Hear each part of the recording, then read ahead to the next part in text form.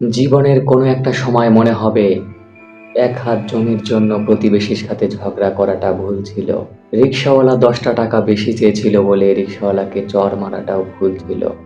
একটা সময় আমার শরীরে প্রচুর শক্তি ছিল, সাহস ছিল, অনেক বন্ধু বান্ধব ছিল।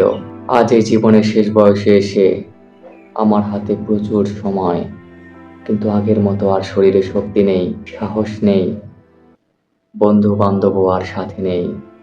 আমি যখন তরুণ ছিলাম, তরুণ বয়সে কত সময় নষ্ট করেছি। বন্ধুদের সাথে ঘুরেছি ফিরেছি, সময়ের দিকে কোনো খেয়াল ছিল না, অর্থের দিকে কোনো খেয়াল ছিল না। অনেক অর্থ নষ্ট করেছি, সময় নষ্ট করেছি, মানুষের সাথে অন্যায় ব্যবহার করেছি।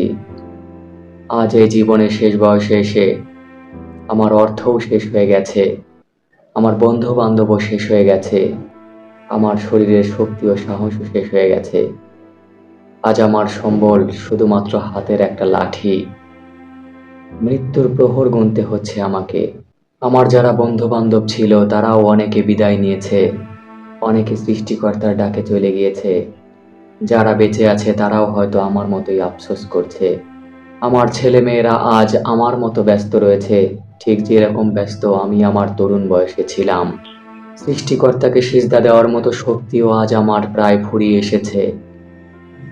জীবনের তরুণ বয়সে যে সময়গুলো নষ্ট করেছি, সেই সময়টা যদি সৃষ্টিকর্তার পিছনে ব্যয় করতাম, তবুও আজ মনকে বোঝাতে পারতাম, শান্তি দিতে পারতাম।